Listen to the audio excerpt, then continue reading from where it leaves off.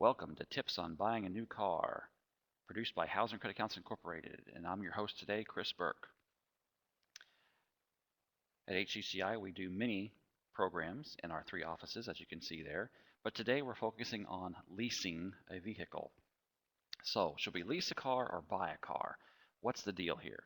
Well, many years ago, you had some pretty good programs for leasing, but now they are requiring bigger down payments, usually up front, to get into a lease, and they are being more restrictive on the miles that you're allowed to drive. So you really need to be careful, read the fine print to see, is this going to save you money, and is this better than buying?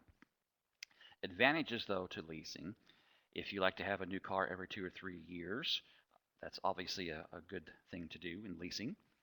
Newer vehicles sometimes have less maintenance costs. So if you have a car that's 3 or 4 years old and getting up there in mileage, you're probably going to have some repairs popping up here and there. But if you're trading in your lease car every 2 to 3 years, you have a very good, reliable car to use.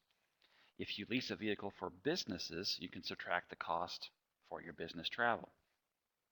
Disadvantages of leasing: well, you have to decide on a new car every 2 or 3 years, and it may be more expensive 2 or 3 years later when you go to lease a different car.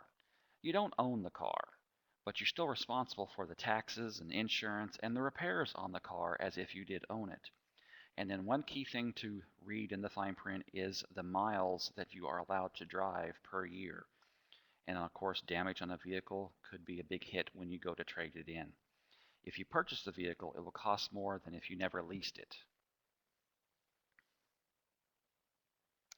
For information about insurance on your automobile, you can visit the following website there, hosted by Kansas Insurance Department Auto and Home Section.